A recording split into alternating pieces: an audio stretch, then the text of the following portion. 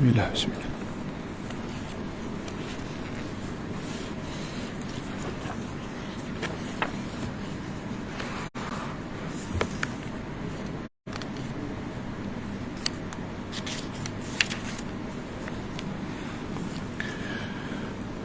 أعوذ بالله من الشيطان الرجيم.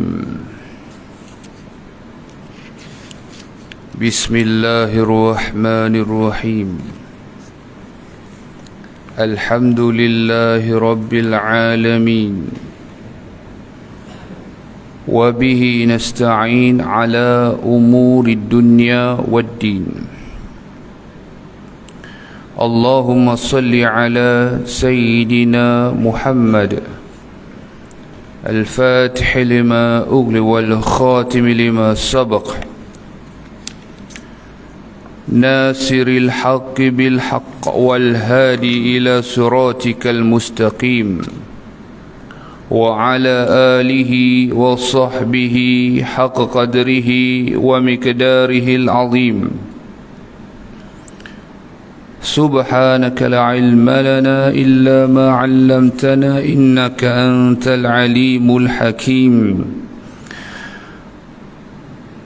قال رب اشرح لي صدري ويسر لي أمري واحلل عقدة من لساني يفقه قولي، ولا حول ولا قوة إلا بالله العلي العظيم، ولا حول ولا قوة إلا بالله العلي العظيم. بمئة ألف ألف ألف لا حول ولا قوة إلا بالله العلي العظيم. نوينا التعلم والتعليم والتذكر والتذكير والإفادة والاستفادة والحث على التمسك بكتاب الله وبسنة رسول الله صلى الله عليه وسلم، والدعاء إلى الهدى والدلالة على الخير ابتغاء وجه الله ومرضاته وقربه وثوابه. آمين اللهم آمين. عما بعد، السلام عليكم ورحمة الله تعالى وبركاته.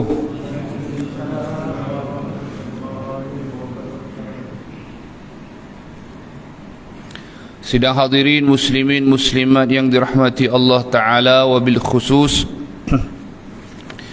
jamaah surah An-Nur section 20 Shah Alam. Syukur kehadrat Allah Subhanahu wa Ta'ala. Allah Subhanahu wa Ta'ala masih lagi memperpanjangkan umur kita, dan kita sama-sama dengan izin Allah Ta'ala, lagi kurnia dari Allah Ta'ala, dapat bersama-sama mengerjakan salat subuh secara berjamaah di hujung tahun 31 Disember 2022 ini. Di samping Allah Ta'ala mudah-mudahan terus mengekalkan kita di dalam nikmat iman wal Islam, juga satu keberuntungan yang tiada tolok bandingnya, kita dilahirkan sebagai umat baginda Nabi Muhammad sallallahu alaihi wa ala alihi wa sahbihi wa baraka wasallam.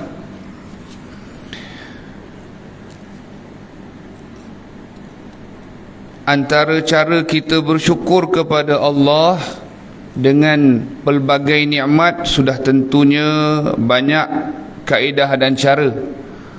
Namun salah satu daripada cara untuk kita bersyukur dengan nikmat yang Allah beri, yakni akal, fikiran, ialah dengan kita menuntut ilmu agama. Di dalam Al-Quran ada menyebutkan, sebab tajuk diberi, Masya Allah, Tabarakallah, tajuk dia kecil je. Tajuk dia di dalam poster tu dia ada macam-macam maklumat lah, kan. Lepas tu dia tulis Allahumma salli ala Sayyidina Muhammad, kubur kata pergi, betul tak? Rumah kata pergi, kubur kata mari. Masya Allah, Tabarakallah. Ayat ini ataupun penyataan ini, kalau disebut 1000 kali pun orang tak ambil perhatian, sebut 1,000,000 kali sementara lagi. Di dalam sebuah kitab syarah kepada Ratibul Haddad disebut mengingati mati itu bukanlah dengan cara mengucapkan kalimah mati itu dengan lisan semata-mata. Ini satu pagi ni saya dengan tuan-tuan kita ambil manfaat bersama. Kan ingat mati, zikrul maut, ingat mati. Jadi disebut oleh ulama bukan sekadar menyebut perkataan mati ataupun al-maut sekadar dengan lisan sahaja, kerana hal ini memberi manfaat yang sangat sedikit walau acap kali dia mengucapkannya. Ingat mati orang kata, ingat mati selalu. Kalau sekadar sebut, begitulah.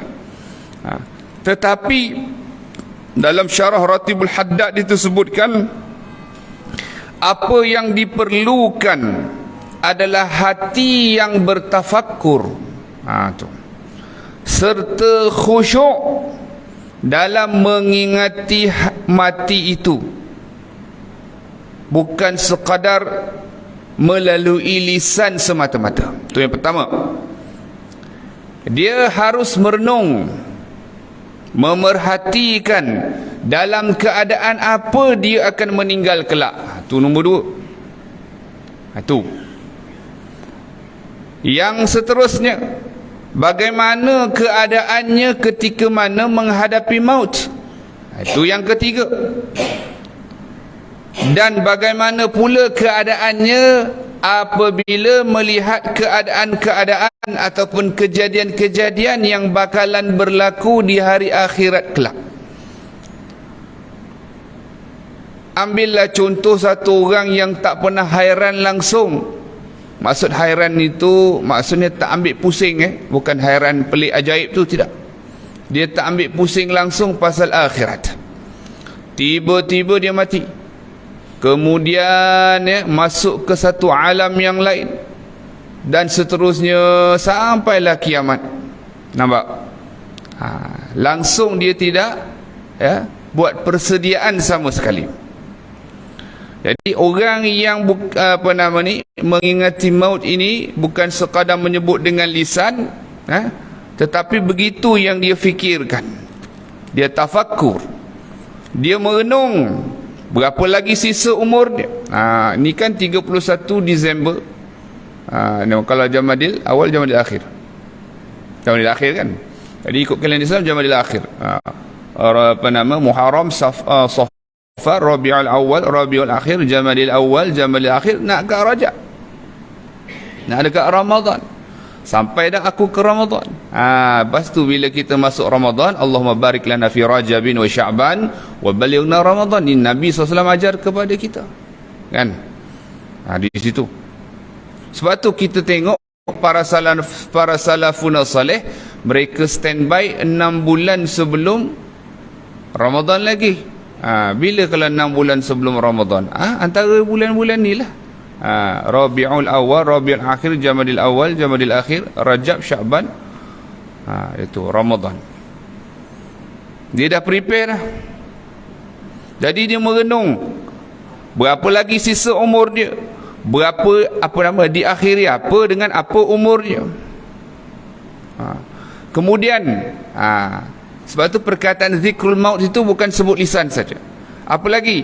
Dia merenung juga kepada ahli keluarga ataupun sahabat handai, jiran tetangga yang telah mendahuluinya ketika kematian. Kan dalam masa 2 tahun ini, 2020 ke 2022 inilah kita dah masuk akhir tahun. Bukan barangkali, pasti ada yang telah meninggalkan kita kan. Jadi bagaimanakah keadaan mereka? Kemana pula tempat kembali mereka? Di situ. Jadi inilah yang disebutkan oleh para ulama, ya, mengingati mati dengan sebenar-benarnya. Di dalam Al-Quran Allah Ta'ala sebutkan innaka mayyitun wa innahum mayyitun. Ya. Bagi yang nak mencatat, boleh rojok di dalam surah Az-Zumar ayat 30. Ya, Az-Zumar ayat 30. Yang bererti bahawasanya engkau ya Muhammad sallallahu alaihi wasallam lagi akan mati, dan bahawasanya mereka itu lagi akan mati sekaliannya. Jadi para ulama menyebutkan, ya, sebagaimana yang saya petik di dalam kitab Al-Jawharul Mawhub wa Munabihat Al-Qulub pada bab yang ke-37 pada menyatakan kelebihan menyebutkan mati, bahawasanya Allah Subhanahu wa taala memulakan dengan baginda Nabi Muhammad sallallahu alaihi wasallam untuk menyabarkan segala nafsu. Bila mati itu habis, terputuslah, tak ada dah. Dan lagi baginda Nabi sallallahu alaihi wa ala alihi wa sahbihi wa baraka wasallam menyebutkan di dalam riwayat Imam At-Tabarani daripada Sayyidina Amr bahawa Rasul sallallahu alaihi wasallam bersabda, kafa bil mauti wadhi'an wa'idhan. Ya, saya ulang, wa kafa bil mauti wa'idhan, iaitu yang bererti memadailah mati itu sebagai pengajaran. Jadi sebagai satu pengajaran, sebagai satu pedoman. Pernah berlaku kepada cucu Nabi SAW, yakni Sayyidina Hasan. Sayyidina Hasan, cucu kesayangan Nabi SAW, Sayyidina Hasan dan Sayyidina Husain radhiyallahu anhuma. Ya, disebutkan Sayyidina Hasan ini, ya, persis Nabi SAW daripada pusat ke atas. Sebab tu kalau tengok keturunan Al-Hasani ni, Masya Allah wajah-wajah mereka daripada pusat ke atas. Kalau Sayyidina Husain daripada pusat ke bawah. Ya, keturunan yang paling ramai, Tuan Haji, Sayyidina Husain. Gitu, Masya Allah tabarakallah. Ini sekadar fawaid lah untuk kita tahu sedikit. Jadi Sayyidina Hasan bin Ali bin Abi Talib ini sedang beliau berjalan, lalu sedang berjalan beliau melewati seorang pemuda yang sedang ketawa terbahak-bahak. Kan. Pemuda tu pula duduk dengan grup dia, kaum dia. Kalau duduk dia dengan gelak, kaum dia punya geng pun gelak, kokah-kokah semua.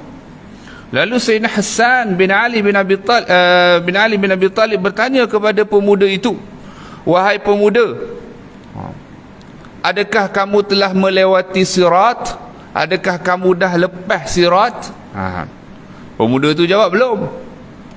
Lalu Sayyidina Hasan bertanya lagi, adakah kamu tahu ke manakah kamu ni kembali kelak, ke syurga ke atau ke neraka? Maka pemuda itu jawab, belum, tak tahu juga. Lalu Sayyidina Hasan bin Ali bin Abi Talib bertanya dan berkata lagi kepada lelaki tersebut, pemuda tersebut, lalu apa ertinya ketawamu itu? Teruk sangat ketawa bahak-bahak ni. Masya Allah. Jadi yang bercakap tu bukan sebarangan orang, ya, cucu Nabi, ahli keluarga Nabi, sahabat Nabi. Sejak daripada itu, pemuda itu tak dilihat tertawa lagi. Dia beringat. Ni apa? Beringat. Bukan tak boleh ketawa, senyum dan sebagainya. Tetapi di situ antara lain. Masya Allah, tabarakallah.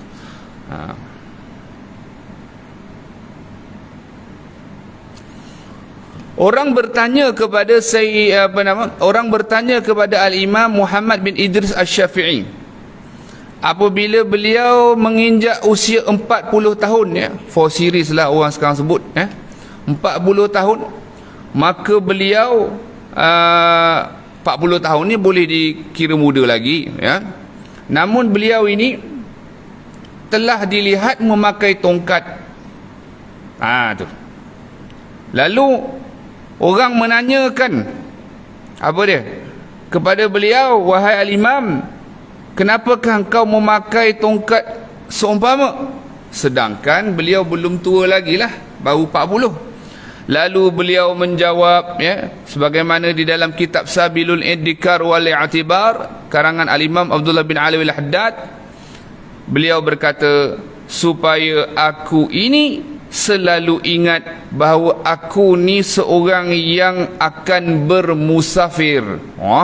Musafir ke mana? Ke alam barzakh. Masya Allah, tabarakallah. Bukan saja-saja, bukan orang kata pamer-pamer itu, tidak, ya. Sebab mereka ini, ya, melakukan sesuatu tu ada ada sebab musabab dia, dan semua ni nak mengembalikan kepada Allah Subhanahu wa ta'ala.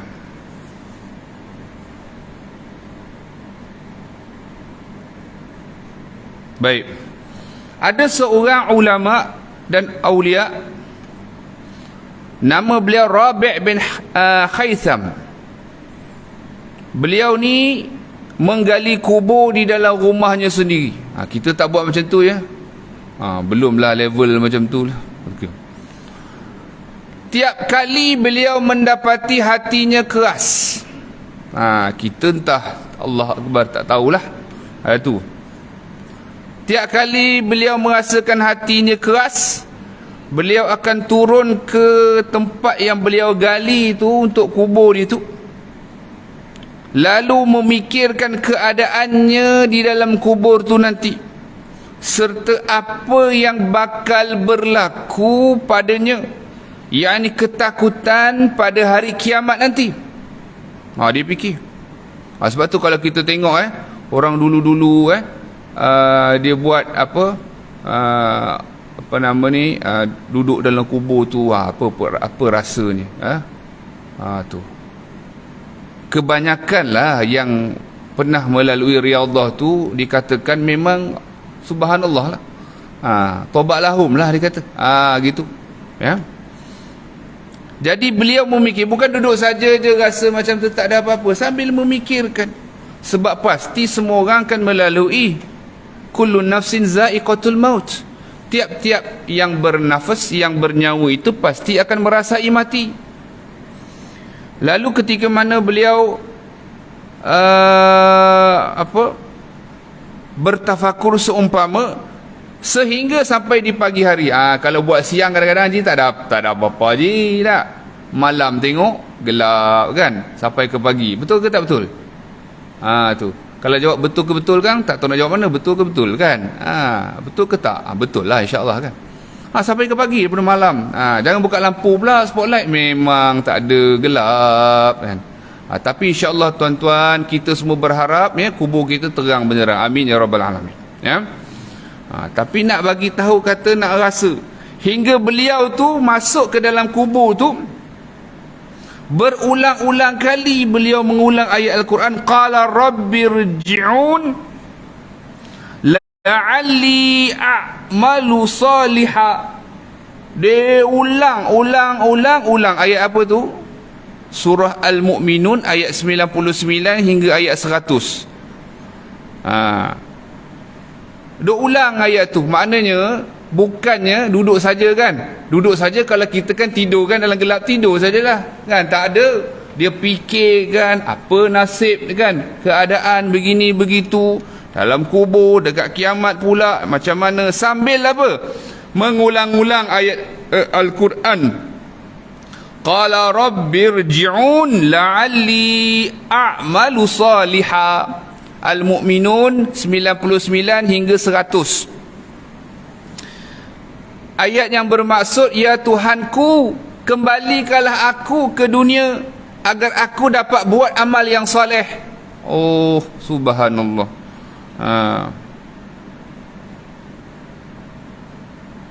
Maka kan dah sampai ke pagi kan, macam kita ni kan time subuh kan, nak kat subuh.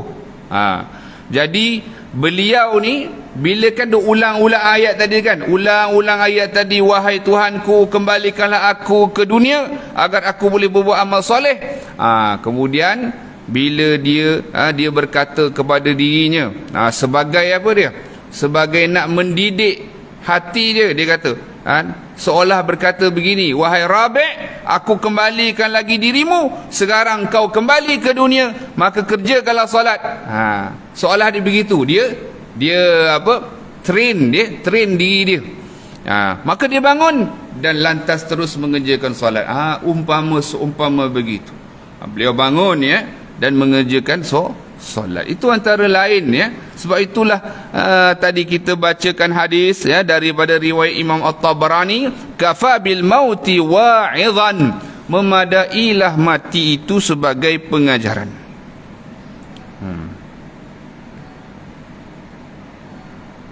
Tetapi bagi siapa? Bagi orang yang merindui akan Allah. Nampak?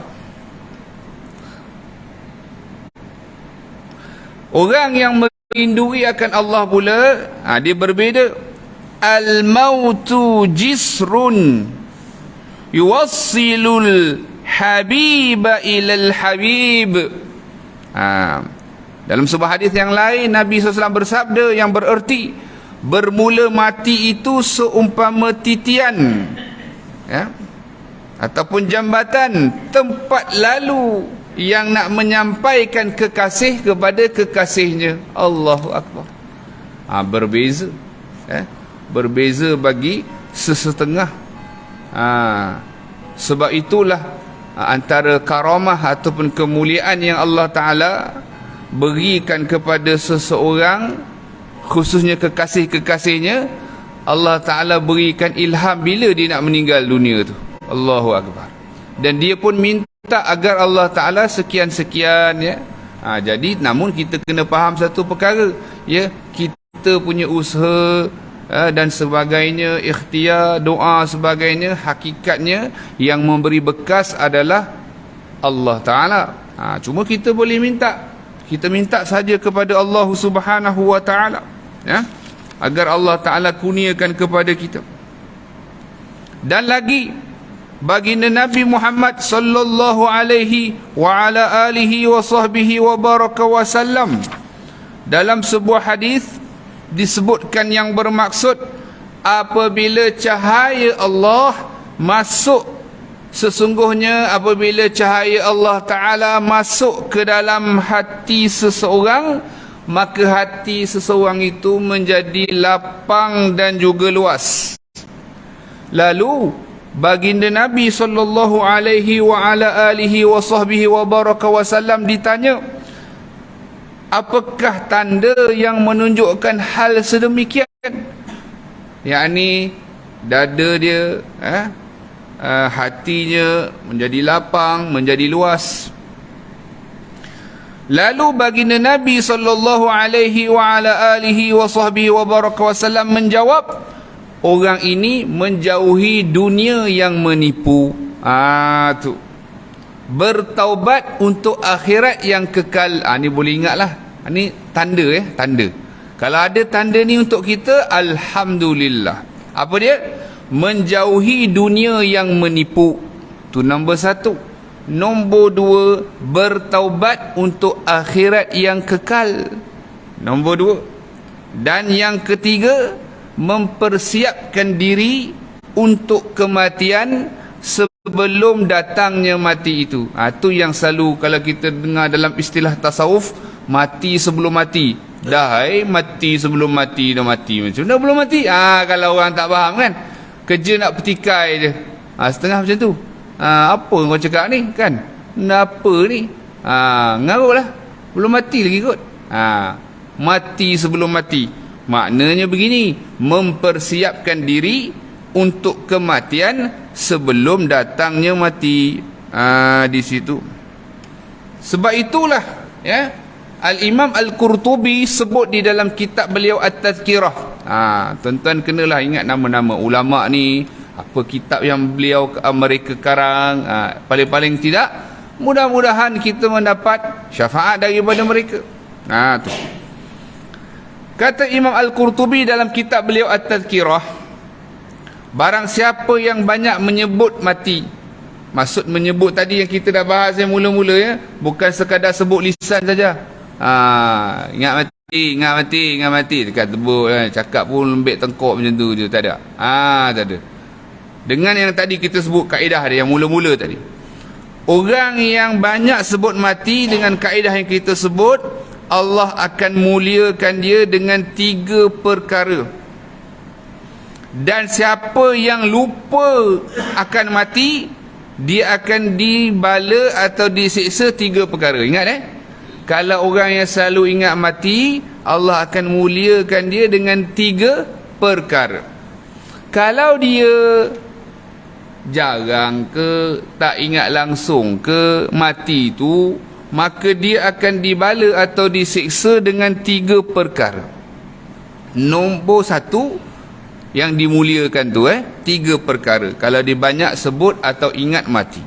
Nombor 1, dia akan segera bertaubat. Tu nombor 1. Tu. Jarang orang resolusi tahun baru kan Tuan Haji, segera bertaubat. Jarang. What is your to-do list in the year of 2023? Tak ada. Banyak bertaubat. No, there's no such thing lah kan. To-do list tu tak ada. Ke ada? Kalau ada A lah tuan-tuan. Ke macam mana? Sama-sama, saya tak cakap orang, saya dengan saya sendirilah. To-do list nombor 1, banyakkan bertaubat. Kalau kita boleh buat ni, Masya Allah. Dengan taubatan nasuha, bukan taubat main-main. Baik. Nombor 2, dia akan dimuliakan oleh Allah Ta'ala, iaitu mendapat qanaah. Apa makna qanaah? Dia merasa cukup apa yang Allah Ta'ala beri pada dia. Masya Allah. Kan? Itu payah tu. Berasa cukup apa yang Allah beri kepada dia. Sebab tu disebut oleh para hukama, orang yang ada sifat qanaah ni, dia dengan raja dunia sama je. Sebab dia rasa cukup. Nombor 3, dia dimuliakan oleh Allah dengan gemar dan rajin buat ibadah. Ada orang gemar tapi tak rajin. Ada orang rajin tapi tak gemar. Macam tu. Tapi dia gemar, dia rajin buat ibadah. Jadi Allah Ta'ala kurniakan dengan 3 kemuliaan ini menurut Imam Al-Qurtubi di dalam kitabnya At-Tazkirah. Manakala orang yang tidak menyebut atau lupa menyebut, jarang menyebut, yakni ingat kepada kematian, akan disiksa atau dibala dengan 3 perkara. Pertama, dia suka mentakhirkan, yakni melambat-lambatkan taubat, dan lupa pula nak taubat. Lupa. Baik. Dalam syarah kepada kitab Jauhar tu Tauhid, dia ada sebut malaikat yang menulis amalan ini namanya malaikat, nama umum dia, nama umum dia malaikat katabah. Nama umum dia biasa kita dengar kiraman katibin, raqib atid. Okey, itu nama khusus. Boleh? Jadi malaikat katabah ni, khususnya Raqib Atid ini, apabila nak tulis kebaikan macam ni, tuan-tuan ni hadir dalam kuliah, hadir solat subuh tadi, Masya Allah, duduk dalam kuliah, terus tulis, tak ada tangguh-tangguh. Okey, tulis. Tapi kalau ada kejahatan yang dibuat, maksiat yang dibuat, malaikat Raqib akan beritahu kepada Atid, jangan tulis dulu. So ada khilaf di kalangan ulama, from 6 to 8 hours. Maknanya kalau 6 24 hours divide dengan 6 dapat 4, betul tak Haji? 1/4 hari. Kalau 8 hours 1/3 lah, 1/3 hari. Jadi antara 1/3 hari ke 1/4 hari, Tuan Haji, ya, barulah ditulis hingga malaikat Raqib kata kepada malaikat Atid, semoga Allah merehatkan kita daripada orang ni. Merehatkan kita dua malaikat ni daripada orang ni. Pasal apa? Disuruh kita meninggal awal ke? Tak. Bukan tu makna dia. Ulama syarah lagi. Kalau kita tengok dalam kitab syarah kepada Jawharatul Tauhid, dia sebut makna malaikat cakap macam tu sebab malaikat sebenarnya, ya, tak sanggup nak tengok kejahatan dan kemaksiatan sebenarnya. Malaikat kan mulia, betul? Malaikat ni mulia. Makhluk yang mulia, tak pernah buat dosa. Malaikat sebenarnya tak sanggup, tapi malaikat ditugaskan oleh Allah untuk mencatat, maka mencatat. Faham di situ maknanya. Macamlah kalau orang tanya kepada kita soalan, malaikat Zabaniyah, okey, malaikat Malik, siapakah mereka? Tuan-tuan, perempuan, ibu-ibu, bapa-bapa, siapakah mereka? Malaikat Malik, malaikat Zabaniyah, siapa? Penjaga. Okey, soalan, penjaga neraka ahli syurga tak? Pelik soalan ni, tapi tak pelik sangat mana pun kalau faham. Siapa boleh jawab? Ibu-ibu, penjaga neraka, ketua penjaga neraka ahli syurga, ya ke tidak? Ya, malaikat ahli syurga. Habis tu ditugaskan. Itu maknanya, faham ya? Ditugaskan. Nak faham senanglah kalau kita bukan nak buat perbandingan, cuma nak bagi akal kita ni boleh bersambung sikit, boleh nampak sikit lah, walaupun tak sama sebenarnya, cuma nak boleh bagi gambaran saja. Pegawai penjara dia banduan ke? Tidak. Pegawai penjara ditugaskan di penjara. Bukan nak samakan, jangan salah faham, cuma nak bagi boleh kita tasawur sikit lah. Sebenarnya hakikatnya tak sama langsung kan, cuma nak bagi faham sahaja. Mereka bukan banduan, tetapi ditugaskan untuk menjaga banduan. Tak samakan, bukan nak samakan, nak bagi kita faham saja. Sebab kadang orang confuse. Jadi jawapan dia ahli syurga, cuma ditugaskan di dalam neraka. Habis tu tak ada efek. Memang tak ada efek cahaya malaikat itu, ya, tak ada efek. Kalau orang tanya juga, kadang orang tanya soalan tu, kan? Iya, memang ada soalan-soalan tu. Habis macam mana? Tapi cahaya malaikat itu, ya, tidak memberi kesan apa-apa kepada minta maaf, api neraka itu tidak memberi kesan kepada malaikat, ya. Cahaya malaikat itu tak ada. Boleh faham ya? Sebab itu kalau kita belajar lagi dalam bab dalam neraka ni, dibahaskan lagi dalam kitab-kitab, ya, bila mana dia neraka ni nak sambar, kalau orang yang kafir, ya, yang munafik, dia akan bakar semua, tak ada yang terkecuali tau. Tetapi kalau orang beriman, dia ada dua tempat bang, yang tak akan kita minta jauh lah, kita tak nak pun masuk ke dalam tu. Walaupun kita tak layak nak masuk syurga, lebih layak ke dalam sebaliknya, wa iyazubillah, namun kita berdoalah kepada Allah moga kita tak masuknya, betul tak? Tapi disebut di dalam kitab-kitab, dua saja tempat bagi orang beriman yang takkan disambar oleh api neraka. Nombor satu di sini, di wajah, di dahi khususnya. Kenapa? tempat sujud. Bila dia nak sambar, maka dihalang. Kerana apa? Malaikat menghalang dengan mengatakan masa dekat dunia tu dia sujud kepada Allah Ta'ala dengan muka dia, wajah dia, dahi dia. Mulia tak? Sebab itulah kita kan, Masya Allah, Tabarakallah. Apakah yang paling mulia sebenarnya? Ya, mana secara zahir lah, secara batinnya hati lah, betul kan? Tapi zahirnya kita apa dia? Wajah kita.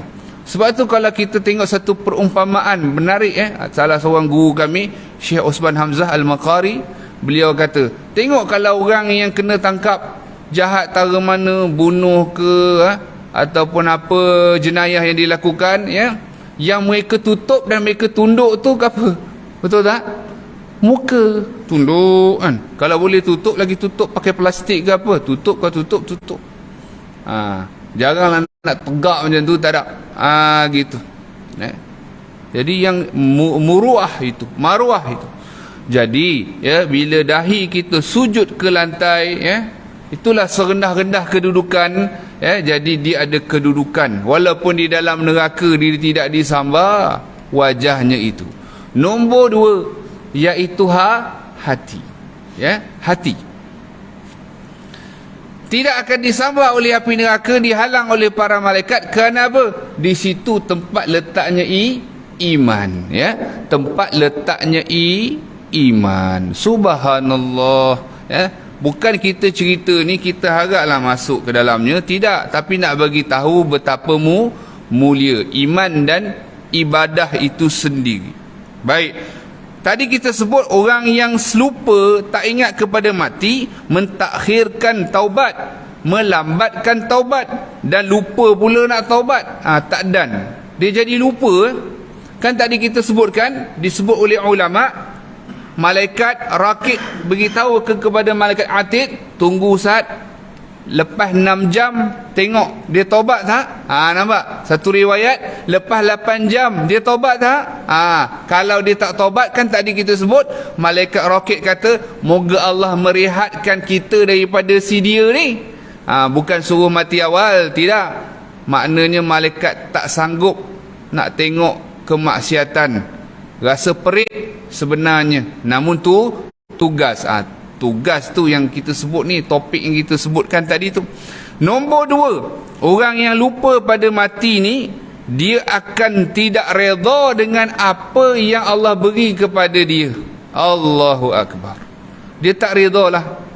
Kalau rezeki ni kan, ada orang banyak dah, orang kata dini gaji banyak dah, keuntungannya tu, tapi dia tak redha. Dia rasa tak cukup, dia rasa sikit, sedangkan bagi setengah orang yang lain itu sudah lebih dari memadai. Nampak? Di situ dia tak redha, mana dia tidak qanaah. Tu.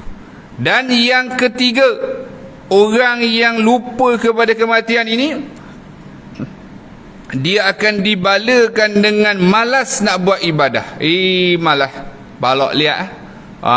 Dia memang tak boleh. Dia memang apa dia? Dia memang malas. Dia tak nak buat. Di situ. Jadi untuk kita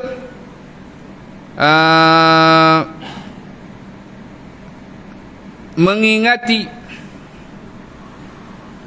akan mati ini, antara hadis Nabi sallallahu alaihi wa ala alihi wa sahbihi wa baraka wa sallam selalu ingatkan kita, idza mata ibnu adam inqata'a amaluhu illa min thalathin. Lalu kita dengar ni, sadaqatin jariyah au ilmin yuntafa'u bih au waladin salihin yad'u lah. Iaitu yang bererti apabila anak Adam ini mati, putuslah amalnya. Maksud amalnya tu untuk diri dia saja. Boleh? Kalau abang doakan saya ataupun saya doakan abang, sampai lagi. Abang sedekah untuk saya sedekah untuk abang. Kalau salah seorang kita meninggal, sampai lagi. Okey? Tapi diri dia punya amalan putus, yakni putus pahala amalannya, melainkan 3 perkara, maka tiada putus pahalanya, tetapi berkekalan ia pahala dan berhubung manfaatnya dengan dia orang yang mati itu. Apa dia? Sedekah jariah. Apa makna sedekah jariah ni? Yang berhubung dan berkekalan pahalanya seperti wakaf. Disebut secara detail ulama syarah hadis ni. Yang dimaksudkan sedekah jariah ini adalah wakaf. Nombor 2, ilmu yang beri manfaat dengan dia, seperti dia mengajar, dia tulis kitab. Tu. Jadi Imam Tajuddin As-Subki sebut kitab ini terlebih kuat dan panjang berkekalan manfaatnya dengan berlalu masa. Sebab itulah kalau kita ada keupayaan nak tulis kitab, mudah-mudahan masya-Allah, buku ke punya manfaat, tulis Yang ketiga, anak soleh yang mendoakan. Anak soleh dan juga solehah, bukan anak laki saja, juga anak perempuan. Jadi soleh ni satu pangkat yang besar. Jangan kita alah dia ni soleh je. Soleh je. Soleh tu satu pangkat tu. Pangkat kebesaran ni tu. Siapa yang beri? Allah Ta'ala. Tak ada raja boleh bagi tu. Dia ni soleh ni. Tak ada. Ini mana pemimpin nak bagi dia pangkat? Tak ada. Ini soleh, Allah Ta'ala beri pangkat ni Orang ni orang soleh. Doa dia mustajab, doa dia makbul. Tu. Namun dalam riwayat yang lain menyebutkan, memadai memadai dia ni orang mukmin, orang muslim, memadai. Memadai dia orang muslim yang mendoakan kepada ibu bapa dia. Kadang orang kata, dia kata macam mana ni aku ni, kan, bukan soleh. Dalam riwayat yang lain ada sebut, walau dia orang muslim, janji dia Islam, dia doa mak bapak dia sampai. Okey? Baik itu. Dan juga pahala yang dikekalkan, antara lain orang yang mengajar ilmu, lagi mana orang tu beramal, dapat. Orang yang mengalirkan air sungai, contoh air sungai dia buat terusan, kan, orang baik dapat manfaat daripadanya, dapat.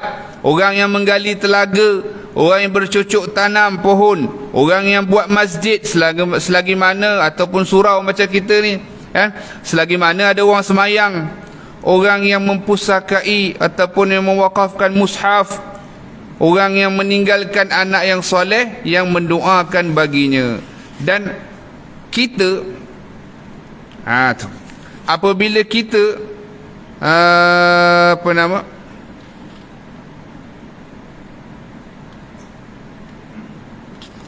kita meninggal, cukuplah saya ingat untuk peringatan buat saya dan tuan-tuan, masa kita meninggal bukan masa nak tanam kat kubur esok, kan.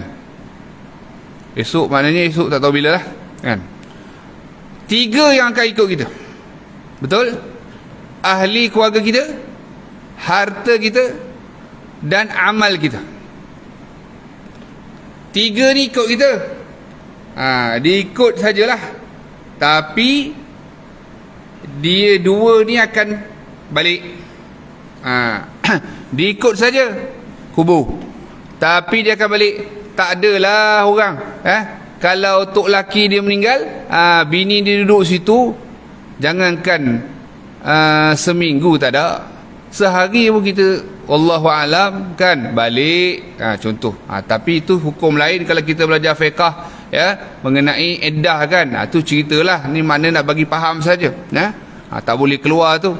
Tu kadang jarang orang Melayu kita buat, dia pun keluar juga, nampak. Jadi nak bagi tahu kata jarang lah, ataupun tok laki yang meninggalnya, orang perempuan dia, dia duduk situ 24 jam, tak ada, balik tak? Balik. Harta dia balik kan. Pasal apa kata balik? Paraid lah, tak ada apa lagi kan. Tak ada apa, paraid kan. Jadi yang tinggal satu saja, 3 yang follow, 2 tak follow. Follow back tak ada, tak tinggal, tak kekal ya. Keluarga dan juga apa dia? Harta dia. Tetapi yang kekal adalah amalan dia. Amalan tu mestilah bersandarkan iman, tuan-tuan dan puan-puan. Kena bersandarkan iman. Orang yang bukan Islam banyak tak sedekah? Bilion, tuan-tuan. Bilion kan? Kalau yayasan dia tu bilion. Bukan bilion satu. Bilion. Banyak bilion. Kan? Tapi bermanfaat tak? Di dunia sahaja. Sebab tu Allah bagi kepada orang kafir ni dunia sahaja. Selagi dia tak beriman, tak akan dapat. Sebab tu bila kita bertemu dengan non-Muslim, antara yang kita boleh dakwah kepada mereka ni satu. Segala kesalahan, keburukan, kejahatan mereka, bila mereka masuk Islam, padam. Okey? Hapus. Dan segala kebaikan yang dia buat sebelum masuk Islam, carry forward bila dia masuk Islam. There's no such thing as dia masuk Islam tu kosong. Masuk kosong tu pahala kosong je. Tetapi masuk apa saja kebaikan yang dia buat sebelum dia Islam, di carry forward, bawa ke depan. Dia tak masuk Islam dengan kosong hasanat. Dia tidak masuk Islam dengan kosong kebaikan, tetapi kosongnya dosa. Jadi sebab itulah insya-Allah taala ya, kita berharap dan berdoa kepada Allah Subhanahu wa taala agar Allah Subhanahu wa taala senantiasa menjadikan kita ni sebagai hamba-hambanya yang mengingati mati dengan sebenar-benarnya. Tu pernah ditanya oleh malaikat Jibril kepada Nabi Nuh alaihi salam. Kan Nabi Nuh ni paling panjang umur dia, betul tak? Dakwah saja 950 tahun. Maknanya apa? Umur dia panjang lagi. Ditanya, wahai Nabi yang paling panjang umurnya, bagaimanakah engkau mendapati dunia ini? Malaikat Jibril tanya. Maka Nabi Nuh alaihi salam menjawab, seperti rumah yang mempunyai 2 pintu. Kalau semualah tuan-tuan dengan saya pun tak ingat apa kita ceramah pagi ni, tuan-tuan ingat ni lah, cukup lah. Ingat Nabi Nuh, Nabi paling panjang umur dia. Nabi Nuh jawab, dunia ni umpama rumah yang punya 2 pintu. Aku masuk ke dalam satu pintu, aku keluar pintu yang lain. Tu. Masya Allah. Maknanya apa dia? Pintu masuk lahir, pintu keluar mati. Simple je Nabi Nuh bersabda. Moga ini jadi pengajaran buat kita semua, khususnya buat diri saya sendiri ya. Dan Imam Hasanul Basri mengatakan ya, dalam kitab At-Tuhfah Al-Mardiyah, tidak ada hari-hari yang berlalu kecuali malaikatul maut menengok dengan teliti wajah semua orang sebanyak 5 kali sehari semalam. Tiap kita pakai mask ke tak pakai mask, 5 kali sehari semalam malaikat maut tengok wajah dengan teliti. La ilaha illallah. Jadi mudah-mudahan Allah Ta'ala memperpanjangkan umur kita di dalam ketaatan dan meninggalkan maksiat, dan mudah-mudahan Allah Subhanahu wa Ta'ala matikan kita dalam husnul khatimah bil khair wal lufid wal afiyah. Saling doa-mendoakan tuan-tuan dan puan-puan yang dirahmati Allah. Bagi yang mungkin yang ada yang sedia maklum, saya pun baru ni masuk hospital seminggu. Syukur alhamdulillah Allah bagi sakit. Mudah-mudahan bertambah sihat insya-Allah, dan kita saling doa mendoakan Allah beri kebaikan, dan insya-Allah taala ya dapat kita bertemu lagi, dan mudah-mudahan ya, Allah taala selamatkan kita di dunia, di barzakh, dan di akhirat sana berkat baginda Nabi Muhammad sallallahu alaihi wasallam yang tercinta. Saya mohon maaf salah silap sekiranya ada kekurangan pada hari ini, dan mudah-mudahan sama-sama saya khususnya dan tuan-tuan umumnya dapat manfaat daripada peringatan ini insya-Allah. Wabillahi taufiq wal hidayah. Wassalamualaikum warahmatullahi taala wabarakatuh. A'udzu billahi minasyaitonir rajim. Bismillahirrahmanirrahim. Alhamdulillahirabbil alamin. Shalatu wassalamu ala asyrafil anbiya'i wal mursalin sayyidina maulana Muhammadin nabiyyi wa ala alihi washabbihi ajma'in. Rabbana taqabbal minna innaka antas samiul alim wa tub alaina innaka antat tawwabur rahim.